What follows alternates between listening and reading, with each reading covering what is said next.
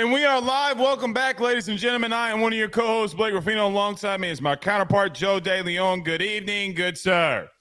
Blake, today I learned that Haynes King was a Heisman Trophy finalist last year. Did you know that? Did you know that? I didn't know that. I learned that this morning. It's crazy. If I would have known that my Haynes King take would have led to what it led to today. It was so bland. It wasn't even anything like negative that you said. You were more positive than I was. Well, and our good friend TJ Pittenger said, this is more of a separation than I thought. I love TJ. Bottom line is the kid scored almost 40 touchdowns last year. You can say whatever you want about him. Joe, I don't give two Rudy Poos what you say. Any kid that scores 37 touchdowns in a season in the Power Four is recognizable. And here's another thing. Yeah, Joe, he's a good player. Yeah. But, again, you have DJU, who was in the same ACC with far more talent than what Haynes King's got at Georgia Tech, who couldn't replicate that.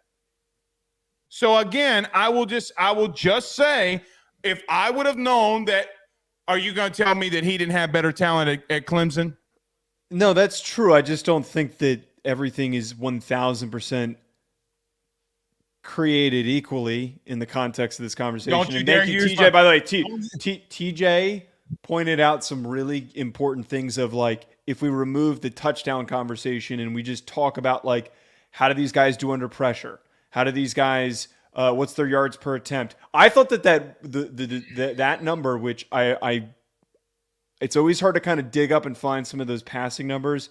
The context of how he performed under pressure, I think, was important for the conversation that we didn't bring up, that we didn't have that evidence to say. Okay, let me take away the biggest statistical thing that Haynes King has, advantage to DJU. That's very fair. That's clearly sarcasm by me. You can't take his touchdowns away.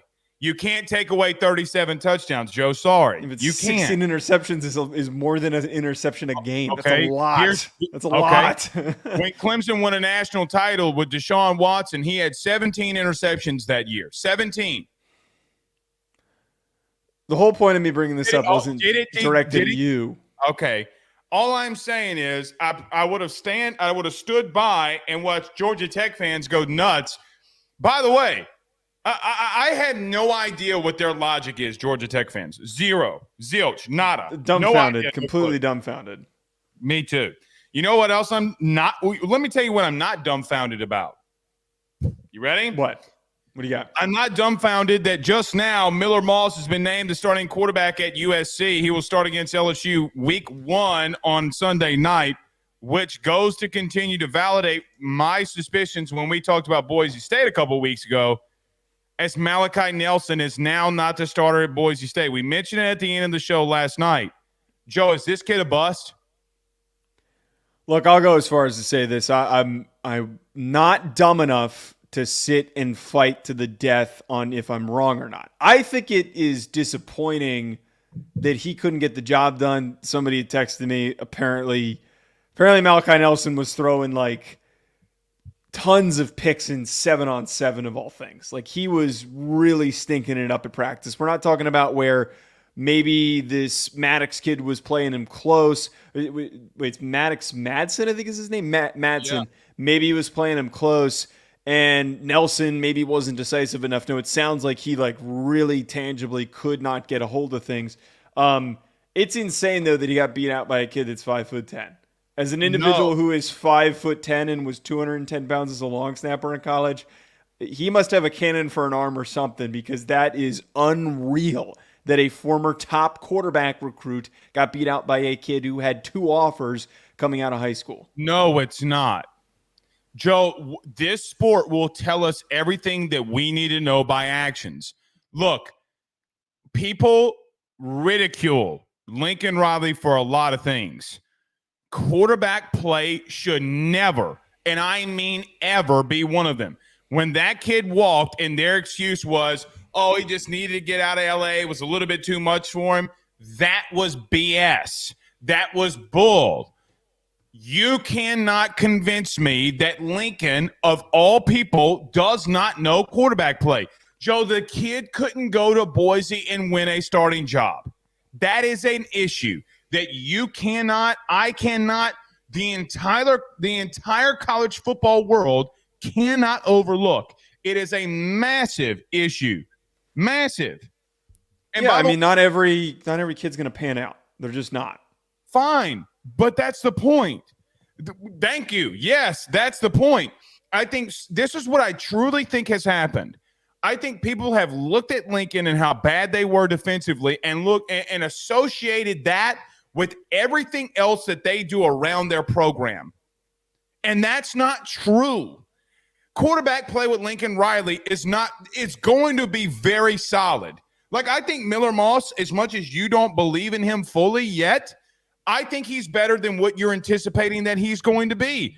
He just got named the starting quarterback at USC, and I'm going to tell you, I think that kid can – Joe, I don't know if he's a top premier prospect. Let me back up. He's not. Okay. Well, you don't know that yet. I don't know if he is that yet. However, you know what he is going to do, which made him look so much better? He's going to play inside the system. He's going to play inside USC system, which is going to make them better at times, in my humble opinion. I don't disagree, and I'm not going to – I've never said that Lincoln Riley's not a good quarterback developer and doesn't know how to effectively get the talent out of his guys. Yes. He's the best. So Miller Moss is going to play fine this year. He's going to have a good season. He's probably going to put up way better stats he would if he was playing for another program. But I'm not trying to call you out here, but you did at one point say that you thought that Miller Moss was going to be perform better in that system than Caleb Williams. I don't agree with that part. I think that Caleb Williams might have had a down year last year and didn't play as good as year. Yes, he will. He had. I really don't think that there is a large difference between the talent of Miller Moss and Caleb Williams. Here's my exclamation point. You ready? Notre Dame. I don't care that Caleb Williams is a better prospect. That's not all on Caleb Williams. That's not all on Caleb Williams. Yes, it is. Yes, no, it is. It's not. It's absolutely not all on Caleb Williams. Nobody showed up to play for that in that game in USC. The offensive line didn't block. They looked soft. The whole team looked soft. Explain the bad throws and interceptions he threw. Explain them to me. He had pressure in his face the entire game. He got his ass whooped by Notre Dame. Nobody has pressure in their face? That is not a good counter to the point that I'm making here. Joe, if every quarterback faces pressure. Or he didn't play inside the system, and that's why they continue to get beat at times. The whole team got their asses whooped, and he tried to improvise too much, and Notre Dame schemed effectively for it. That's what happened.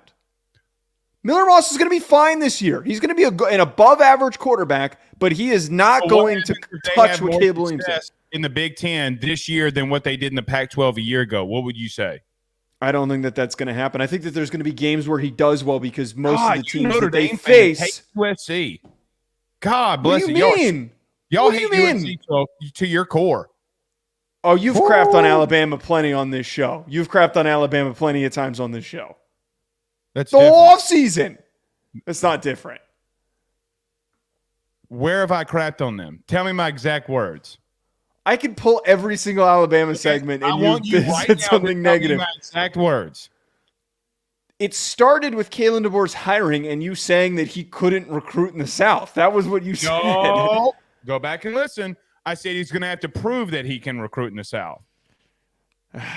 Look, I'm still standing by this though, that I think that Miller Moss is going to be fine, and I think he's going to have some good games going up against some teams in the Big Ten that do not have the secondary to keep up with guys like Zachariah Branch and the rest of that receiving core.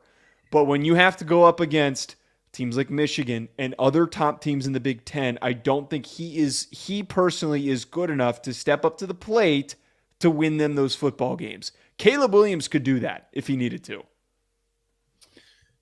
Elks with a $5 super chat says, Joel Klatt called Will Howard an upgrade over McCord. Crazy, right? You told me he wasn't an upgrade over McCord. Maybe watch some film, Joe.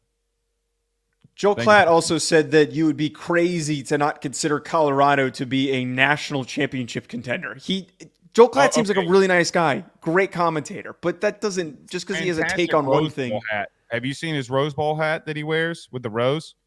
Holy No, I shit. It's haven't one of the seen best sets I've ever seen made. Joey is an upgrade, in my humble opinion. You I can't haven't take said the that he's not experience better. away from. Well, you can't take the experience away from Will Howard, and that's where he'll easily trump Kyle McCord. Easily. My whole take on it has just been it's not like it's a huge separation that completely takes you over the top. I think it's a similar type guy that's a little bit better, that has a little bit more experience. That was what my take was, that was a little bit miscontorted. Not by you, but by... Nice I don't know if that's a word. I don't know if that's a word. I think I made up a word. It's not, but we're gonna look at anyway. it. We'll go through some. Speaking of hot takes here tonight, Joe, we're gonna go through a couple of them. We're gonna give 3 or 4 of our bold predictions / hot takes here tonight. I think that this one could be a little bit wild about how we could possibly see some crazy things happen in the 2024 season. We'll also. Oh, go ahead. No, I was just going to say that I'm excited for this. We behind closed doors say that this show is like undisputed or first take, and we're going to get a little first takey today. We're gonna have some fun. I think it's like first take. Undisputed is now done. Skip Bayless being an asshole. They should call us up. Yeah, they should. That would be primetime TV. Only thing is, I don't talk major. Like I don't talk NFL. NBA. If they paid you $2 million, I think you would. Okay, well, that's pretty fair. Very, very fair.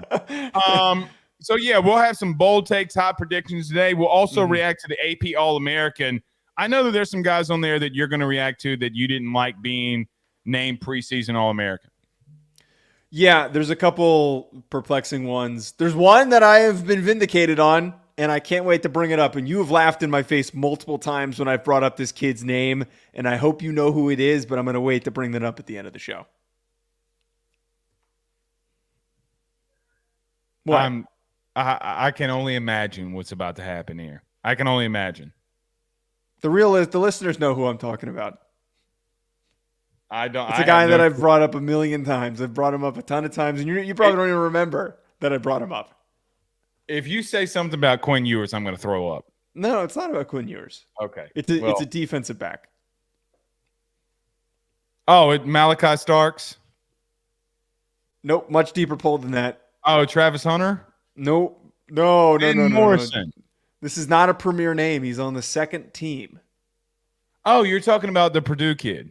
Yes, I am talking about the Purdue kid. I have been vindicated. The ball knowers know. That's all I'm going to say. All right. So we'll get to that in AP, and at the end, if we have some time, I guess we'll talk about this thing with Smell Munden, unless you want to get to it now or not. Regardless, we could get to it off the break really quickly. Okay, so let's do this. Let's talk about our good friend Chris Gates very quickly. Joe, do you want to talk to the people about our good friend over at Chris Gates Fitness? Of course, our good friend Chris Gates is helping you folks get into shape during the season. I know it's hard. You're going to get invited to come over to your buddies' houses to drink on Saturdays. You're going to get invites to go tailgating, and you're going to be worried, are you going to be able to keep up with your fitness goals? Chris Gates is going to be able to help you do that with his online fitness training camp. Training Camp is an online fitness community designed specifically for sports fans to help you get the results with your health and fitness without cutting everything that you love during the football season. In Training Camp, you'll get all of the support that you need to build muscle, burn fat, and stay consistent with your workouts. And at the same time, you'll instantly join a community of like-minded people doing the same exact thing. Visit chrisgatesfitness.com/trainingcamp or chrisgatesfitness.com/RuffinoJoe. Click the link in the description as well to learn more and sign up today. Use code RuffinoJoe and get a discount on your first month. Let's talk about our good friends over at betonline.ag. We're back next. We got a lot to talk about. During the break, hit the like and share. We greatly appreciate it. BetOnline is the fastest and easiest way for you to wager on all of your favorite sports, contests, events with the first-to-market odds and lines. Find reviews for all the news for each league, including Major League Baseball, NFL, NBA, NHL, combat sports, college sports, esports, and even golf. BetOnline continues to be the top online resource for all of your sports information for live in-game betting, props, and futures. Head on over to BetOnline today and use your mobile device to join and make your first sports bet. Use our promo code BELIEVE50, that's BELIEVE50, BLEAV 50, to receive your 50% off welcome bonus on your first deposit. That's betonline.ag, betonline.ag.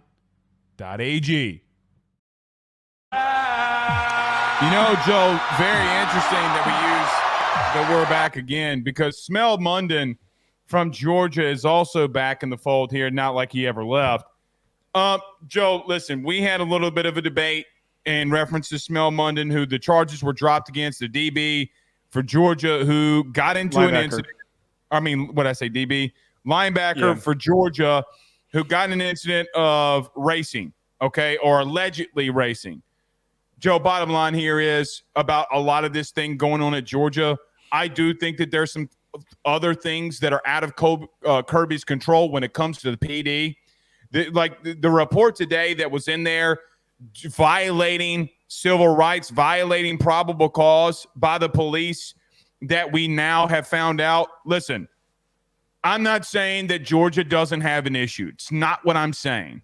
The Ra Thomas stuff, you cannot defend. I'm not saying they don't have an issue. Mm-hmm. Joe, ESPN reported, and I'm just quoting here, and they got the entire police report. I find 3 massive things that the policeman did wrong. As someone who comes from that world, Joe, you got to write him a ticket and let the judge decide what to do with him. What they're doing right now with this Athens PD stuff, this is ludicrous. And look, I am more pro-police as anybody. I've been in that world. But sometimes things cross the line, and I do think that this is crossing the line. By the way, Joe, 25 miles over the speed limit, that's not good. Not everybody needs to go to jail. Only thing I'm going to say on that, I just think that there needs to be a resolution between the PD and what goes on with these Georgia football players is all I'm saying.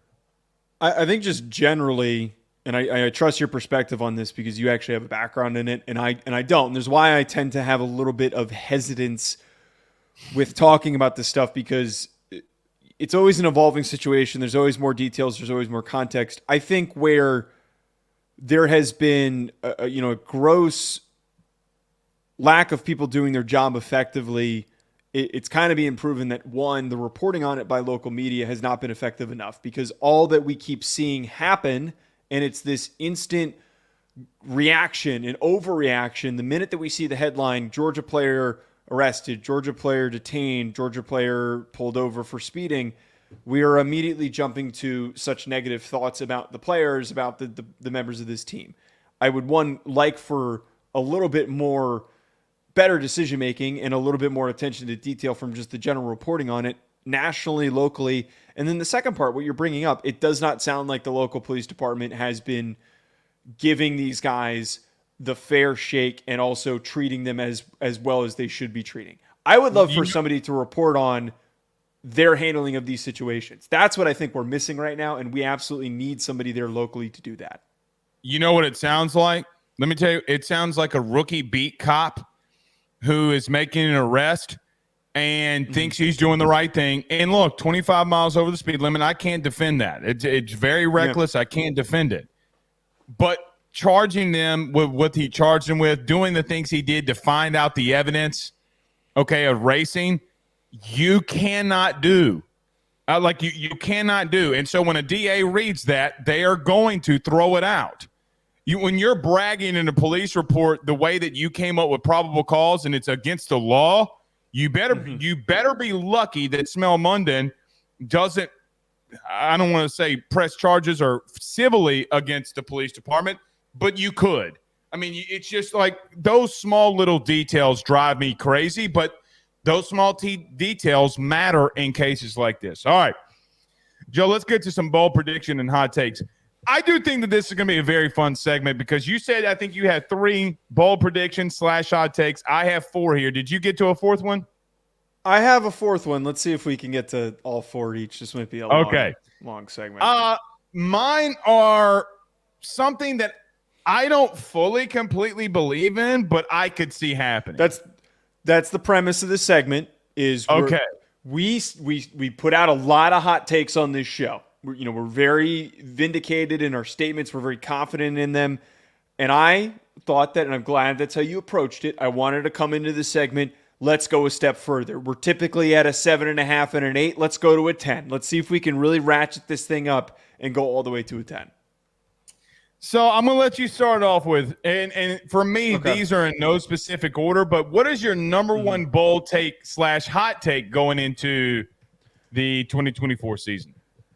My first wild take of the 2024 season, you all know that I have been super hyped up on the Virginia Tech Hokies. And I think that by the end of the year that they are going to finish as a top 5 defense statistically in the country. I look at their secondary very specifically. Dorian Strong, Manser DeLeone are guys that are going to get drafted in the top 200 picks. DeLeone could be as early as a second rounder. Their defensive line's very physical. And I think that Brent Pry's identity as defensive coordinator has been molding and shaping this team. They're bringing back so many of those guys, and I think that is going to be so critical for their success. But most importantly, we've talked about why they could be a playoff sleeper, an ACC championship sleeper, is because their schedule is super favorable. I think that they're going to kick the crap out of a lot of the teams that they play on their schedule. So give me that one as my first one. I think that Virginia Tech, that defense could be really freaking good, better than people have been hyping them up to be. Okay, let me give you a another one here very quickly on them. Are they a borderline playoff team? I think that they are. That's why I'm as pissed as I was that they haven't been in the coaches poll or the AP poll. I mean, look, I get what you're saying with that. I mean, I do think that they should be ranked. I think that a lot of these rankings get logo watched, but they have been so bad for so long that I don't think people outside of like real true college football fans know enough about Virginia Tech. Like, let me tell you this. I'm on a local beat every day. I go out to practice every day and to talk to some of these guys in the media. Some of them are AP voters, I might add. And their national takes are some of the worst I've heard. I just sit there and be quiet. I don't say anything because me and you come out here and I don't want to like cause any issues. But understand that not a lot of people in the South, especially the Southeast, know a lot about Virginia Tech more than me and you do. I do think they're a borderline playoff team. I think they're scratching and clawing. Can they beat a team like Clemson? Can they beat a team like Florida State? Or can they beat a team like Miami? Who knows? But I'm with you. I think that they're going to have a really good season at Virginia Tech, and I think it's going to be good for college football that raucous fan base gets rolling again. I don't think that's a bold take, man. I think you. It's probably one of the least spicy ones that I have. Well, top 5 is really ambitious, though. We're talking about here. Top 5 is, they're really beating up on their opponents. Joe, you have 4 defensive linemen with double-digit tackles for loss coming back this year. I don't. That's what I'm saying. I don't think it's that. I don't think it's that bold. When we talked about them in reference to our deep dive, and I was like, God damn, like, man, you're talking about Joe. If Michigan's D line was doing that, we would call them elite. If Georgia's D line was doing that, we'd call them elite. What's the difference with Virginia Tech doing it? It's starting to become the question that people are going to have to ask. All right, my number one here. You ready? And again, I preface this by saying this is just a bold, hot take that I don't fully believe in. But if I'm forced to give bold takes and hot takes, I'm going to do it. Okay. The Big 12 gets 2 teams into the playoff. Okay, that's not – you hyped it up like it was going to be a crazy, crazy take. But no, I see what you mean. I don't think it's crazy, but I see what you mean. I know for a fact that you don't believe in that, and that's why you're pitching it. So go ahead and explain yourself. I think that there is an example that if Kansas State is the second team in the Big 12 and they're 10-2, 11-1, and they, let's just say they lose to Utah. Let's say they lose to Kansas in a rivalry game. But we don't think Kansas is a very bad team, right? Like we thought that at the end of last year that the Texas win over Kansas, like, hey, man, they shut down a pretty decent offense. I just look at them like if Utah wins it, I could see Kansas State hovering around 11, hovering around 12. And if they win it, if they don't, I mean, they can go up and down. I could see Utah being undefeated, winning the Big 12, and then Kansas State being at like 11. And because there's going to be and here's the thing that we don't know. Joe, you got a lot of teams in the SEC that are competing for playoff spots. How many of those teams are going to be 9-3? Because Missouri, LSU, Alabama, Ole Miss, not everybody can get to double-digit wins. In Missouri, they can't all get to double-digit wins here. Something's going to have to give. With that being said, I could see Kansas State, because they have name recognition, of getting in. Okay. Joe, Kansas State, remember that TCU year, man? They were still hovering in the top 12. They were at 12 going into that game, if I'm not mistaken, or top 15 at least, going into that Big 12 title game. They were in a New Year's Six Bowl playing Alabama and Bryce Young in his last game at Alabama. Like, they were a really good team as the year went on, or as the season went on. So I could see, if Utah wins it, that Kansas State, maybe even Oklahoma State, sneaks in at 11 if things fall the Big 12's way. So you kind of would be banking on for that to happen, for the SEC to eat itself up at their fourth and fifth and sixth teams, that they would kind of knock themselves out of contention, is kind of what you're getting at here. Yeah, I mean, but not just them. Because that's what would need to happen. Well, here's the thing. Not just them. It's going to happen everywhere. Like, Joe, for an example, I mean, are we at 1,000? I mean, let me give you this example. Is Oregon's schedule, it is, but is Oregon's schedule that much tougher than Kansas State's? Yes, because they'd play probably Ohio State twice if they got to a Big Ten title game. Yeah, clearly. Joe, what if them are both 10-2 and they don't win their conference? But everybody besides, like, Kansas State would have to lose to Utah twice. Oregon would have to lose to Ohio State twice. I just think that there's debates that we're going to honestly have at the end of the year here. And it's like, well, hey, man, I mean, Kansas State, I mean, have you seen Avery Johnson? Like, Joe, if Avery Johnson is a walking highlight film, people are going to want to see him in the playoff. I know we're not doing this to deliberately debate each other, but to this point, I think what the more realistic way that this would happen, where the debate is going to be had, is for a 10-2 Kansas State team is fighting for a final spot with a 10-2 Clemson team, a 10-2 Florida State team. I think the ACC is going to be the conference that they're squaring off with. And then there probably will be like a 9-3 LSU, Missouri that is vying for some of those final spots. I feel like if a conference does get picked off, it's probably going to be the SEC, where they only get 3 teams in, let's say, and the Big Ten gets 3 teams in, and then or in the inverse of this, I think if there is a conference that puts out more than expected, it's probably going to be the ACC this year. Very fair. I could agree with that. Because we've hyped them up a lot, but what is your second bowl prediction here? Second bowl prediction. Here's where we start to get a little bit wacky. I think that Oklahoma State loses to South Dakota State in week 1. Are you mad? Are you outright mad? We said bold predictions. So, okay, here's my take. South Dakota State is the last goddamn team that you want to schedule when you're trying to schedule an FCS opponent. We cannot forget that Iowa, not too long ago, lost to a national championship winning team, North Dakota State, very recently. You don't want to square off with a team that's bringing back the FCS Heisman and Mark Gronowski. They're bringing back multiple defensive players. That South Dakota State team is going to put up a fight. It's going to be tough for them to slow down Ollie Gordon.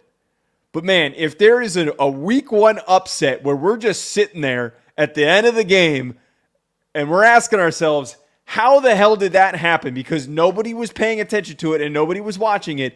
That would be the game. South Dakota State beating Oklahoma State. That's my craziest one. Joe, this is what I'm sending Mike Gundy this bowl take. By the way, it. Did you see Gundy's comments about we don't negotiate with players midseason with NIL since the season's here? I thought that was funny. Anyway, Joe, be a little bit more realistic with yourself here. We said bold takes, right? Okay, but this is tinkering on like insanity. Good. I had to get one in. It's not. No, it's not. Joe, I just don't see this happening.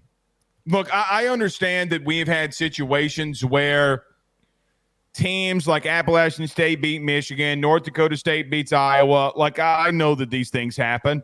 Joe, they're so rare. Like, they're so rare. In reference to that, Joe, I'm going to tell you, you are sleeping on this offensive line. Ollie Gordon might go for 200. If they get in a full type game with them, Ollie Gordon might go for 200 yards. It's not Joe. They're bigger, stronger, faster. I think Bowman's a better quarterback than you give him credit for. I get what you're trying to say. Gronowski's a better quarterback than Bowman. That's not a bad take. Okay. Anyone who's watched Mark Gronowski plays knows I'm speaking truth. I get what you're trying to say, but there's a massive disadvantage on both lines of scrimmage, and you know that. See, that's where I disagree. I think that Oklahoma State is going to have a stronger offensive line and a stronger defensive line because they're playing in the Big 12. But I don't think that that separation is not that far off. South Dakota State had two guys that they put out into the NFL from their offensive separation. Since we're doing separation now, I don't think that analogy doesn't apply here. But seriously, they put out two guys, one of which Mason McCormick is probably, they're saying could start for the Steelers this year. They put out some really good offensive linemen, some guys that would start on some Power 4 level programs. Oklahoma State would have taken Mason McCormick if he entered the transfer portal and he wanted to go there. Garrett Greenfield had one of the best testing days at the NFL Combine. They are, and this isn't me like debating you and coming at you. This is me providing the context of and why I think that it's an insane take, but it is a possible one because I think everybody underestimates and potentially coming into this game, Oklahoma State could underestimate South Dakota State and just say, oh, it's an FCS team. Why are we worried? But they don't know that this is a national championship winning team. Here's what I'd say. When teams like Oklahoma State lose to like South Alabama, like they did last year, and you got a lot of those players returning. South Dakota State's better than South Alabama. Okay, hold on. Sorry, finish your point. Okay, when that happens, like I'll use my team's worst loss ever. When LSU lost to Troy under Orgeron, as an example, those types of things in games like that and players overlooking them stop happening. When you lose like that, trust me, I'm just going to leave it there. Bold take, right. I see it, but Ollie Gordon will go for like 250. He'll have a Heisman day. He'll have a college football 25. Who said that in the comments? Did anyone say that in the comments? Oh, I thought you were reading a comment. When No. That's my opinion. All right, here's my number. Here's my number 2. Texas isn't ready for the SEC, and they go 9-3, and they're out of the playoff.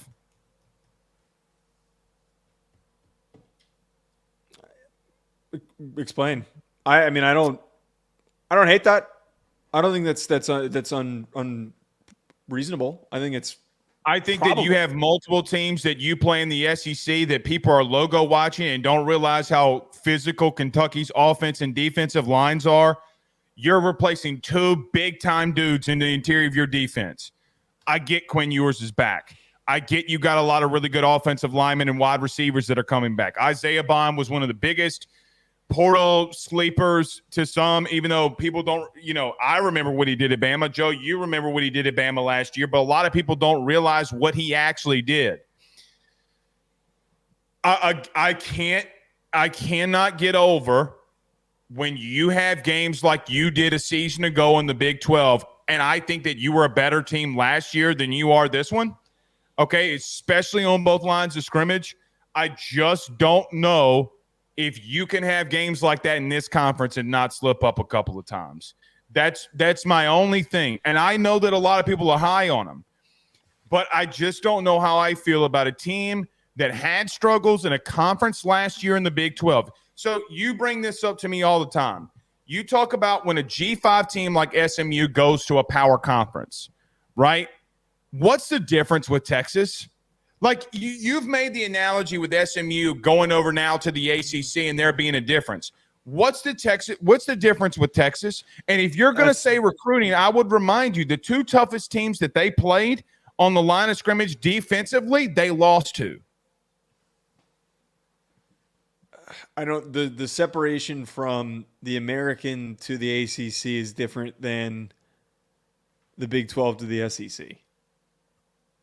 NFL draft picks would say that you're wrong there. I don't agree with that part.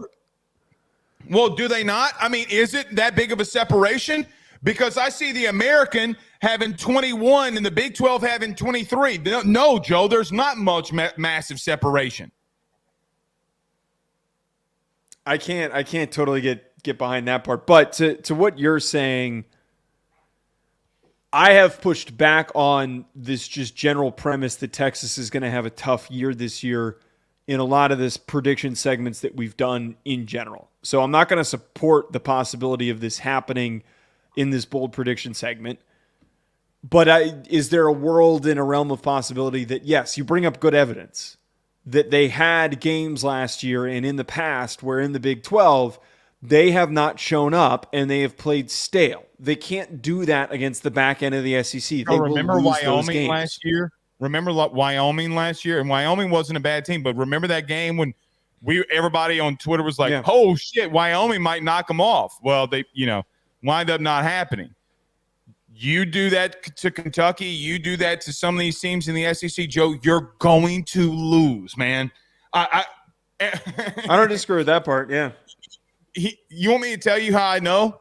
I'm an LSU fan. That's how I know. Because that's been 3 decades of my life. When you have no business losing to a team, and you do. See, I don't. Actually, you know what's funny? You're the same way. Being a Notre Dame fan, teams that you have no business losing to, you lose to. Marshall. Oh, that is true. Okay, but. To what you're saying, though, I almost don't even consider your take a bold prediction because this is something you've been saying the whole offseason. So I don't know if I'd completely back that one. Everybody has Texas in their final playoff predictions. Everybody. Anybody that does this nationally or regionally, whatever, they all have them in there. They have a team on paper good enough to get there and to accomplish that. That's why many consider them to be in that category. The running game worries me now, too. Joe, if you can't run the ball in this conference, you're in trouble. You're in massive trouble. That's all I'm saying. All right, what's your number 3 bold take? Hot takes, bold prediction. Number 3 bold take, wild prediction that could happen this year. I think that Missouri finishes the year outside of the top 20. I've said this before. I think that the defensive departures for them are significant. I think that if there is something that's unexpected against the grain that could happen in the SEC, it is going to be Missouri not finishing as good as everybody hopes that they will. Look, I love Luther Burden. I think that Brady Cook has proven me wrong of my early criticisms of him. But there is just a lot of work that needs to be done defensively. And especially losing Blake Baker, I think, is going to be a huge loss for them. And we're going to find out really, really quickly if what they have is good enough to replicate the success that they had. Last year, we need to remind ourselves, their success did come from some big defensive games that they had. They hung around with Georgia because their defense stepped up and made plays when they needed to. So if there is an SEC team that completely cools down and sputters a little bit and goes 8-4 and finishes 23rd when everyone's sticking them in their playoff projections, I think it's Missouri. I don't hate that. I don't hate that because I look at like they could lose to Texas A&M at College Station. Here's a hot take. You ready? They lose to Bama at home. Oh, Bama's on the road. I thought Bama comes to them. No, Bama's in Tuscaloosa. They go to Tuscaloosa. Oh, so then I really think that they lose that game. Then I was wrong. Yeah, I'm looking at their schedule right now. It says Alabama, October 26th, Tuscaloosa, Alabama. Here's a hot take. I could see them losing to Auburn. Okay? I could see that. Dude, Auburn's front seven is nasty. People aren't giving them credit for it. Here's the thing, though, man. when they went and got their running back Marcus Carroll out of the portal. By the way, I watched San Francisco 49ers versus the Saints last night, and guess who was there? And the biggest surprise of camp per their head coach, that being Cody Schrader. I told you Cody Schrader was going to do some things in the NFL. You hated me for it. Is he on the Niners? He's on the 49ers? Yes. Well, no, the take that you had that pissed me off was you said he was going to get drafted, and I said no, and he did not get drafted. Well, he should have been drafted because now he's their number 2 back in San Francisco. God, I hope that was Cody Schrader. I had it on mute. He is on he is in the 49ers. I really hope that was him because he looked great last night. I don't hate that, Joe, at all. I could see him losing to Oklahoma. I could see him losing to Bama. I could see him losing to Auburn. I could see him losing to A&M. Here's the problem with that, though. Auburn was not a good football team last year. It's year 1 under Mike Elko. Oklahoma, with that defense, with that offensive line, Joe, who knows what they're going to be. Alabama, Joe, they're about to come up in mine in just a minute. Actually, they're in my number 3. Joe, what is Bama? What is Bama post Saban? I think it's the biggest question mark of all that you can have in infinity years. The greatest. I feel better about Bama though. I feel about them better though offensively than I do Missouri defensively. Okay, fair. That's fair. Joe, they have an easy path though. The last month that they have Oklahoma, South Carolina, Mississippi State, Arkansas. That is a cakewalk. I mean, man. Even if they lose 2 games, right? Like even if they lose to A&M and lose to Bama, are you 1,000% sure they lose in that last month? And that's why I'm just saying, man, their schedule plays up very nicely for them at home. 3 of the last 4 weeks. I don't know. I had them in my playoff. I think they're going 10-2. Joe, here's my number 3. You ready? Yep. Bama is in the SEC championship game, and there's no fall off from Nick Saban to Kalen DeBoer. Wow, that is not at all where I thought you were going with that. Holy shit. Okay, explain yourself. Wow. Okay, here is my thought on Alabama. Okay. Joe, I can be wrong on DeBoer. I could be wrong on Bama. We've seen Miami. When a coach takes over in year 1, Larry Coker, a team won a national title, right? Like that is we've seen teams that have been very talented that Saban had a lot of recruits in. Now, I still think that they have personal questions. I did not have them in my playoff, but Joe, it's still Bama. Kalen DeBoer coached for a national title last year. There's a very strong chance in a system now with a running quarterback, the way that Jalen Milroe runs the football, that he goes off. There is a world that is very possible that happens.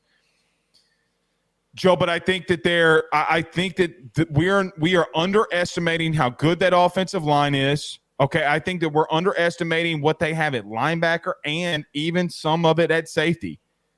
I just don't know if they're going to be a bad unit. I don't think they're going to be a bad team. I think that there could be a realistic world that they go 10-2, 11-1, and make an SEC championship game. I have no idea. I don't think that they can win the SEC, though. I think that that's their cap, is getting there. With all of that being said, Joe, they do have a brutal schedule, though. Like, I could see them losing to Georgia. I could see them losing to LSU. And that's where, Joe, for me, a year 1 under Kalen DeBoer, why I have them on the fringe of like, hey, I need to see them. But, Joe, are we really going to be surprised in year 1 if Kalen DeBoer goes off after just coaching a national title game at Washington? Like, are we really going to be shocked? If anybody's shocked by that, I think that they would be wrong in their thinking. I just think there's too many question marks and they play too tough of a schedule to not slip up in one of these games, personally. But if it's a bold take, here I am. I find it kind of funny that this is another kind of one where one of your bold takes, or this is a bold take that is a benign take for me, one that I would just naturally pitch, that I think that Alabama at their peak is 11-1. They do go to the SEC championship game. I had them in my playoff. And the fourth take that I had was that Jalen Milroe is a Heisman finalist. That's probably the least spicy of the takes that I have because I've seen a lot of other people putting that one out there. Number 4? That was my number 4. Was the Jalen Milroe wins. Okay, well let's no Heisman finalist. He doesn't win it. He is a Heisman finalist. Let's combine it here. Let's combine our thoughts. I think to your point, you have a Saban recruited team that is led by one of the most brilliant offensive minds in the country. Like, we need to remember why he got hired for the job. It isn't because he was a world beater recruiter at Washington. He is a developer and he is an offensive guru. He knows how to get the best out of his players. I don't think many teams in the SEC have faced offensive schemes like this. And more importantly, the marriage of Jalen Milroe and Kalen DeBoer, I don't think many teams are going to know how to stop them. I really don't. The whole outside of Georgia and LSU, I just don't see a lot of opportunities on their schedule where they're really going to falter. And to this point, I keep coming back to it. Jalen Milroe looked like a completely different kid in that spring game. He looked so much more poised than he did last year with the poor coaching that he had from Tommy Rees. He looked so skittish and indecisive, and he was holding the ball too long. He looked so confident.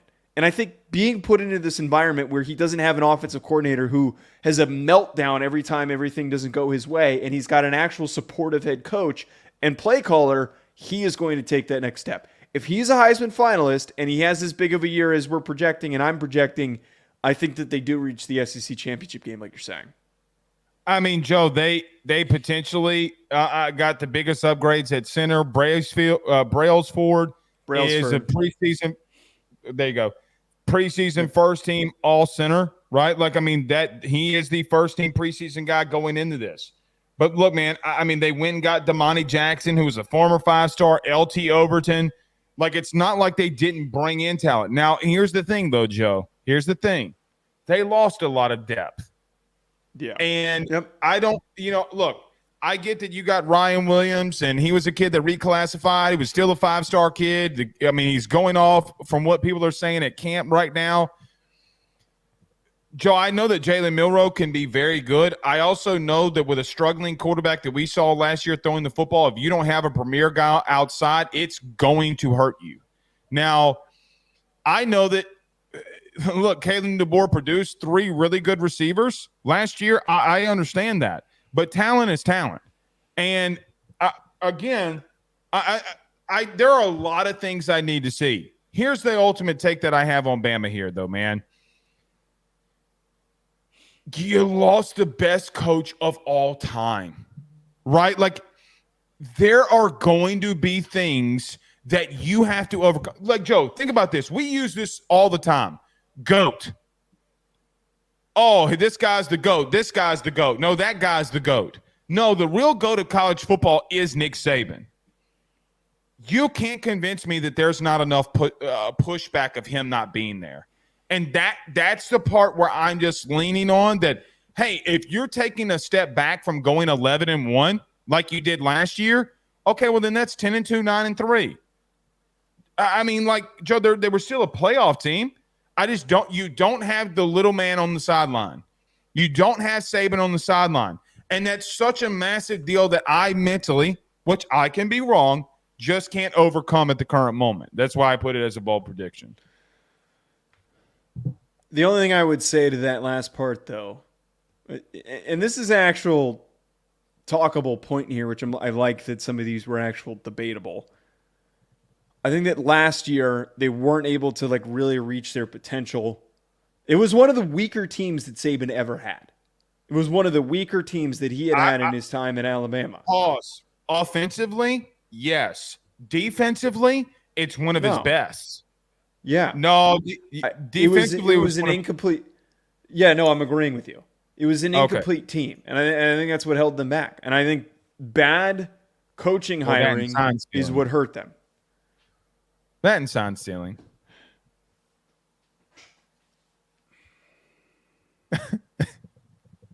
Are you ready for my number 4? Yeah, what's your number 4? Michigan wins the national title. Just kidding. That was just a joke based on what I just said. Get your ass out of here. But it is going to be somebody about who wins a natty You ready? I think that Dan Lanning and Oregon get over the hump and win a national title. I think After that's everything you said, after everything you said in the predictions, that's where you're going. Wow. Okay. All right. What's your reasoning? Wait, hold on. I have here was my prediction. Hold on. Please. I had them losing twice to Ohio State. If that is me saying that they were bad, then let me be bad. That's not what I'm saying. I'm just pointing out the take that you had that he isn't ready yet, which is a good take. Yeah, again, basically, these are the things that I've had hard takes on. Pause. That I've had hard takes on that if I am wrong, it wouldn't surprise me that I'm wrong in. Dan Lanning and Oregon winning a national title would not surprise me. It wouldn't. Joe, I know that I think it's what Cornelius had the right knee injury, if I'm not mistaken. He's out. He's been out of camp. He might miss the first couple of weeks. Isn't it him? Somebody in the chat, correct me if I'm wrong with him. But they have a right tackle that got hurt and's been out the last couple of days of camp. Could come back in like week 3, week 4. I don't know. But, Joe, I mean, they were borderline there. And I think that they will get better. I think they will continue to get better. With that being said, I think that if there's a bold prediction of a team that is a really talented, that's not getting like national championship level buzz, I think that Oregon can win a national title. I love Dan Lanning. By the way, here's the thing. What you misconstrued about what I've said about them and going 10-2 in the regular season, so my team being LSU, if Brian Kelly left today, the first call that I would want them to make would be Dan Lanning for my program. Yeah. Recruiting. Yeah. Like I want, do whatever you got to do to get Dan Lanning would be my take. Okay. With that being said, it's not that I think that they're bad or that they're off. I got to see him execute as a head coach in crunch time. I wasn't saying that. And I think that, and I agreed with you when you made that statement. And we kind of coupled that together into one take when we did our Big Ten predictions, that it takes a little bit of time and that they're dealing with Ohio State being at the peak of their frustrations and now finally having a team good enough to reach a national championship. I will say this could happen. And what could trigger this is if they do beat Ohio State twice or if they beat them once. I think that's enough momentum and confidence where if they beat them in the regular season and maybe lose the Big Ten championship game, they could have momentum in the rest of the year, not face or see Ohio State on their side of the bracket, and Ohio State gets picked off by somebody. Maybe it's Georgia. Maybe like Ohio State's the 3 seed or whatever, and they lose to Georgia, or maybe the 4 seed. I think that's what it would require.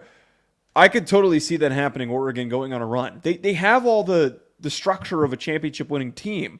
It's just the hurdle that they have in the way is this Death Star quality Ohio State team. That is a huge freaking hurdle to get out of the way. But I like that for the premise of having a really bold take. That is a bold one, and it will require a little bit of luck on their side, but there's certainly a world where that could totally happen, and it could end up being a legit national championship prediction. Here's another thing, too. Dillon Gabriel is a much more serviceable college quarterback than people give him credit for. I mean, Joe, he is going to win you football games, right? Like, dude, he beat a playoff team by himself last year, damn near. I mean, if Dillon Gabriel doesn't have the game that he had for Oklahoma last year, they lose to Texas. You know, and it's funny from Oklahoma fans, you can't say that your OC stinks and Jeff Lebby that year and that Dillon Gabriel wasn't good enough. Yeah. I mean, like, you can't have both. He won you the most important game of the year.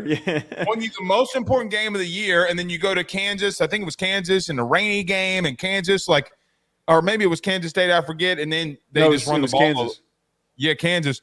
And you can't, you can't win because just dumb decisions by Brent Venables. I love Dan Lanning, man. Now, somebody in the chat asked me, who's the better coach, BK? Because I brought that argument, BK or Dan Lanning. I mean, you got to say BK for how long he's been doing it. I mean, he's had, 9 or 8 straight years of 10 wins or more? Like, I mean, anywhere he's gone. I mean, come on. At the current moment, he's been in the playoffs. Now, I think eventually Lanning passes him. He could. He very much could, and that's very plausible. But right now, it couldn't. And here's another thing, man. Listen, I kept this LSU-centric out, okay?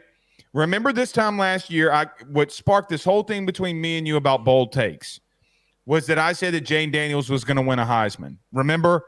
And that was a lot of, people were backlashing that. Here's the ultimate hot take if it was going to be me. And I just didn't – I wouldn't have kept bias out of it. LSU is going to be a top 45 defense under Blake Baker. Harold Perkins is going to lead the SEC in sacks. Get ready for it. I'm not going to acknowledge that. I'm not going to. I guess I didn't come in here with any Notre Dame takes, so I'm just going to. I already gave my Notre Dame bold prediction. They're going to go undefeated. You said that they were going to be in the Final Four. That's a bold prediction. No. Listen to me. Oh, yes, I did. Yes, I did say that. You had them in your Final Four. Listen to me. Listen to your boy. I don't know if personnel was – I'm questioning if personnel was an issue last year for LSU defensively. Very heavily. I'm questioning if personnel was an issue for Notre Dame offensively last year.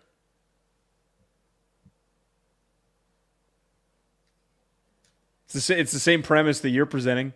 Notre Dame had some good pieces, but I'm not going to admit that you got me. Caller. But I'm not going to admit that you got me, but I think you might have just got me for once. You're going to finally get me to admit I might be wrong on something. That doesn't happen often. Okay. Touche, ho. All right. AP poll here, or AP All-Americans. Let's wrap it up. I'm sorry we went too long here, but your thoughts on the AP All-American thing that came out today? Two quick spewed thoughts. Dylan Thieneman, elite safety. Write his name down. He's going to be a first-round pick eventually. The kid is unreal, former 3-star. He flies all over the field. He makes plays all goddamn day for the Boilermakers. And then the second one, why the hell didn't Damian Martinez make the goddamn list, but Omarion Hampton's a first-team running back? I know that he had good stats last year. He's not better than Damian Martinez. And Ashton Jeanty should have been the number one first-team guy ahead of Omarion Hampton. No Notre Dame player deserved to be in the first team. That's my take. You're just trying to be mean? You're just trying to be hurtful? I am. Joe, there is one that I really do like. Ashton Gilliott, the edge Galati. At Louisville. Galati, excuse me. Well, Gilliott's how you would pronounce it in the South. Yeah, Gilliott, yeah. Or at least if you're putting some Cajun swing on it. There's a guy I grew up with that likes exact. Okay, well, exact last name that I went to high school with. That's how us Cajuns pronounce it. 14.5 tackles for loss last year, 11 sacks. I'm glad that they put him in there, because when we talked about Louisville, he came up in our in our discussions. So preseason doesn't mean shit. The ball's about to get kicked off, so hell yeah. Screw your AP. All right, we'll see y'all again on Wednesday. More game predictions. I'm assuming that we have Week 1 previews. When you're doing like this underneath your table, it looked like you were doing something very naughty. See y'all Wednesday, man. Peace.